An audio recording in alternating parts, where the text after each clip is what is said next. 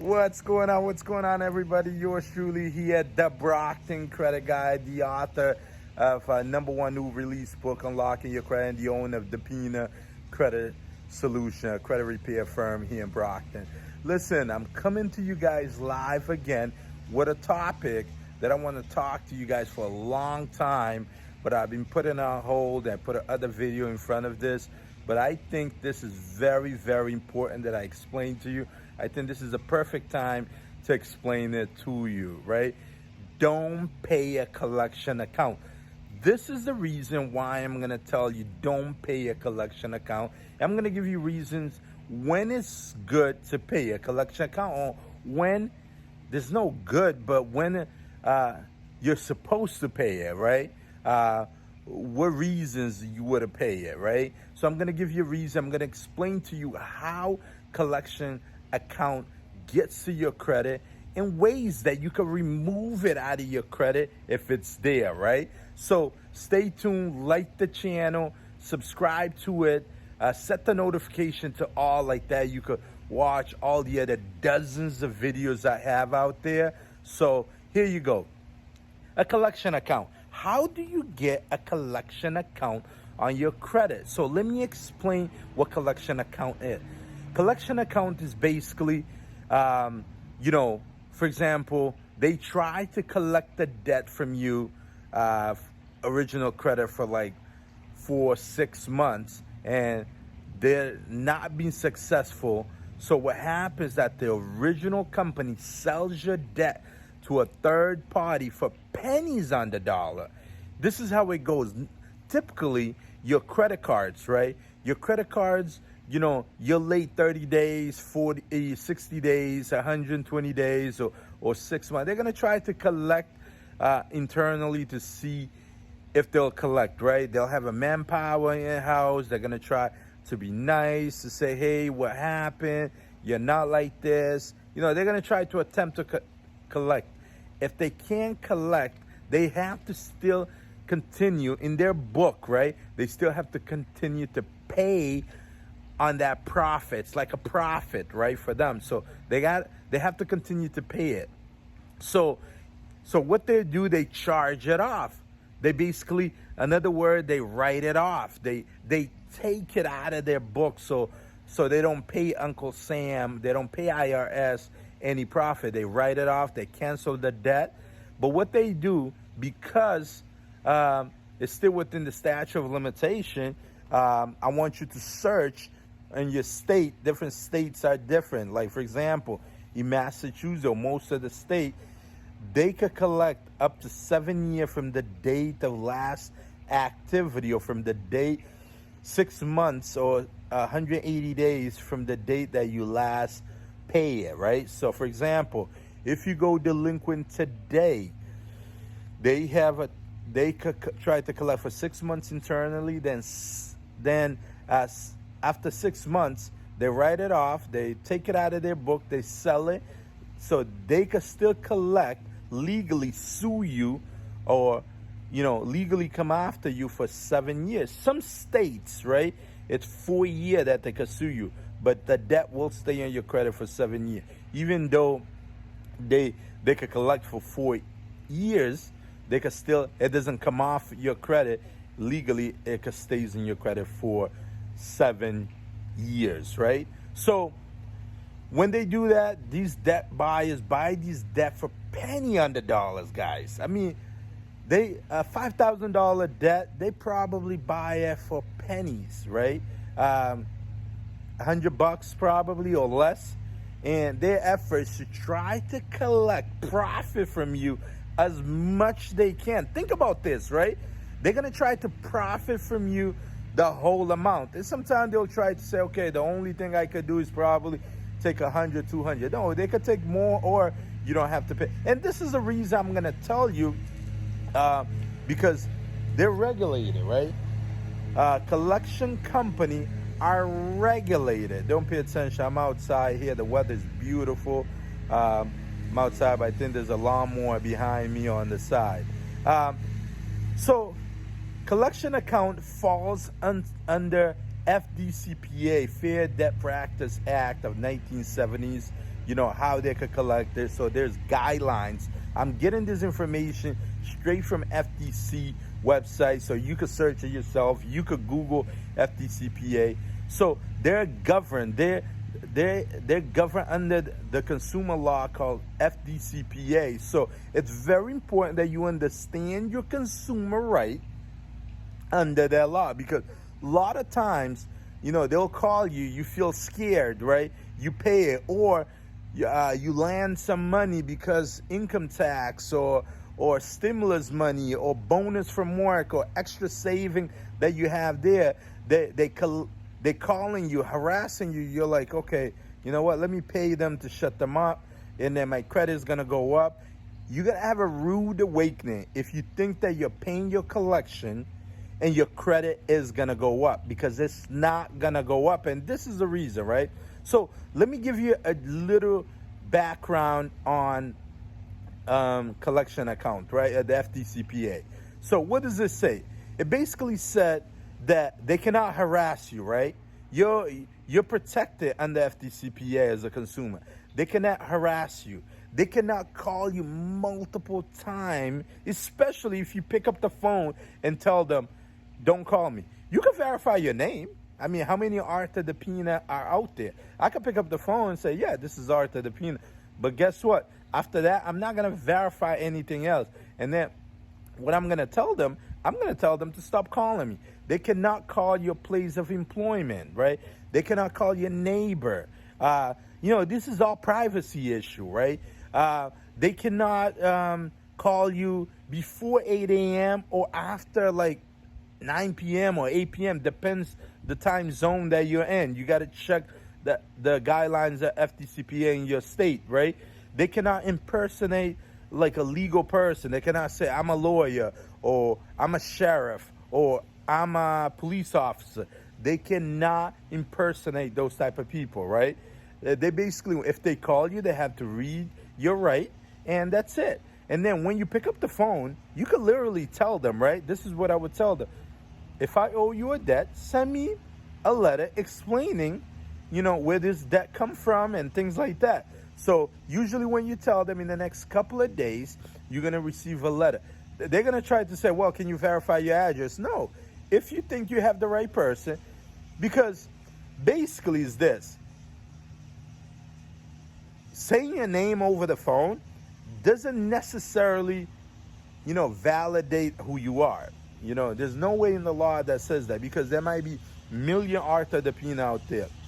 The thing is, any information, though, you give them after that, they could use it in the effort. They're going to read you a mini Miranda right. They could use it against you. So be very, very careful giving them information.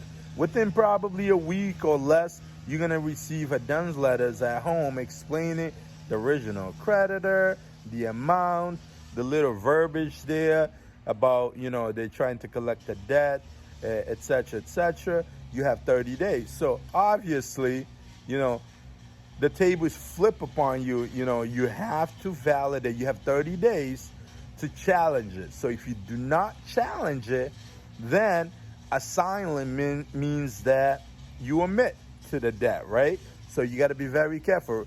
Get the letter, and what you do, you could challenge. So a couple of things. You could look at the letter. It might be incorrect. How many information? Check the original credit. Did you add an account, for example, with Chase, right?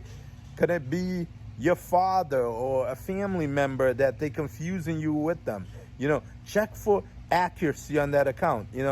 Check for, if it's there, if they send you the information, original information, check the date of birth, check the social, the last 4 of your social, check the address, check they'll probably send you a statement. Check the statement and see if you ever remember buying those stuff. And then check the balance, because the thing is, after a charge off, they shouldn't be tackling any other fees, right? So I want to make sure that you're going through it. And then if you find errors, challenge it, right?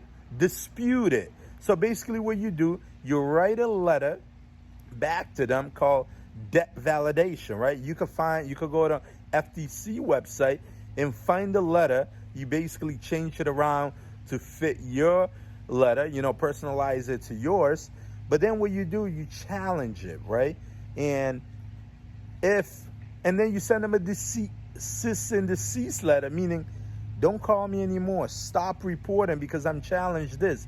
If they continue to report it, then it's a violation of FTCPA. The thing I like about FTCPA, there's different layers. Not only this federal, but each state, tend to be more tough to debt collector. Because another thing you're going to find out as you start the disputing process, you're going to find out that probably that debt buyer has so much lawsuits, or that debt buyer, legally can't even collect in the states that you are in. So they have to probably send that debt back to the original creditor. So if that original creditor don't have another debt buyers that could legally, they have a relationship that could collect in your state, guess what? They gotta remove them. Most of the time, 90% of the time, they just remove it or they stop the collection effort. But you have to challenge it within 30 days of you receiving it. They probably sent it before. Well, it probably went to the wrong address. You never receive it. They can't prove it unless if they send you a certified letter and you sign for it. I mean, that's the only way. But the thing is, you have to challenge it, because what I'm saying is that don't pay a collection. Why I told you guys that is because just paying a collection, just because, a paid negative item is not going to do anything positive to your credit. It could refresh an activity on that account, make that account appear new, and therefore, lower your credit score, not increase. Because a lot of people think, well, if I pay a collection, my score is going to go up. Well, you're going to have a rude awakening when you find out that you just pay a collection. It's not going to do you any good. It actually drop your score. Because think about this. Negative item is coded or rated what they call MLP rating. It's a rating that the scoring algorithm will pick up, because a negative item you owe $0 or $1,000 or $10,000, it really doesn't matter, right? Only thing that matters is that, okay, you have a balance, the chance of them suing you because you have a high balance, probably a little higher. But the thing is, in your credit score, it's not going to do anything, because the MOP rating goes from 0 to 9, right? So you'll see on your credit report. And a lot of mortgage officers, a lot of credit repair company out there is not educated enough to understand this. And because they look at the regular, typical credit report, they don't see the rating. It's either, O 0 to 9 or R 0 to 9 or I 0 to 9, because R is a revolving account. It goes from 0 to 9. Usually the higher the number, right, the more it hurts your credit. So, like, for example, a collection might be 009, right? Meaning it's a highest rating. Like, for example, bankruptcy, it's either a 7 or R, like a 07 or 09, right? The nines. But there's a lot of issue with the rating, the way they report it. So, and then there's no 6, right? They skip 6 for some reason, right? But obviously the lower the rating, meaning, like, for example, if you pay your account as agreed and things like that, it's a 1 or 0, things like that. So those are good rating. Anything above that, you start to be negative. So when you pay a collection account, that rating is going to stay there. The algorithm, when they're calculating your score, your FICO score, is still going to report there. So it's not looking at the balance, right? So you got to be very careful paying a collection thinking it's going to help your credit score. The only reason why I would tell somebody, take care of collection, if you're working with your loan officer, your mortgage officer, right? And they say, listen, if you pay this collection by X amount or settle it, as long as it shows 0 balance, you'll qualify for this mortgage. You don't have time to play the games. Your underwriter, your loan officer already told you that.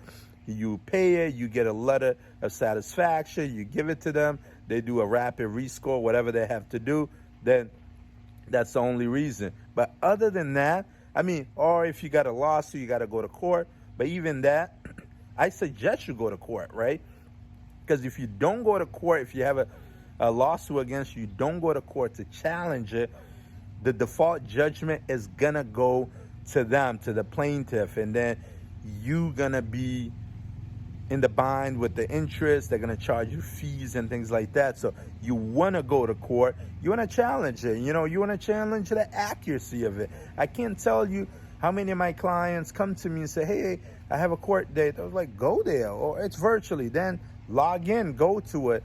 And then either they don't show up, because more than 50%, actually higher than that, 70% of client individuals that get a lawsuit just basically dig themselves a hole and bury themselves, and then they forget about it and they don't go.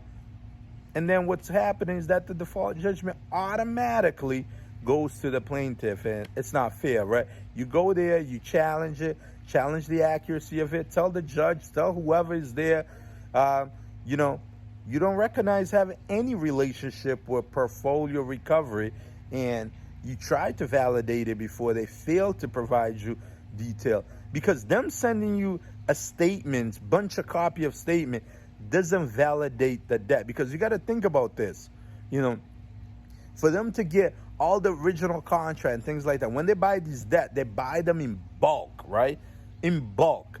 So they're only probably getting your address, the amount, and a couple of statements, probably your full name. That's it. You know, they're not getting, sometimes they don't get your date of birth, social, contract, because that's extra. You know, because Chase is going to say, I'm going to sell you this, you know, 10 cents a dollar, pennies per dollar, whatever it is. However, if you want more information, this is how much it's going to cost you. So, you know, based on their, you know, tactic, their harassment tactic, they're like, no, I don't need that. If we need that, we'll come back, we'll get them case by case scenario. Well, you know, you're smart now because you watch my video. Challenge it. Ask them, you know, for if they have the right to collect in your state, you know, ask for the certificate to doing business in your state. Ask them for all the contract, what signature, how in the world they have your information. You gave them no right, no privacy right to grab your information. Now both of them is in violation of your privacy right, right? You want to see everything about that debt, not just bunch of statements. Statement doesn't mean anything. It doesn't prove that you owe that, all right? So hopefully this information helps. Go through other videos that I post there. This is where I come with a lot of videos about collection, credit, finance, budgeting, investing. So set the notification, subscribe, like, and share this with your family and friend. Grab my book. Go to unlockingyourcredit.com. Unlockingyourcredit.com. Grab my book. Read it. There's more tactics. There's more information there where will help you get your credit to the next level. Love you guys. Thank you.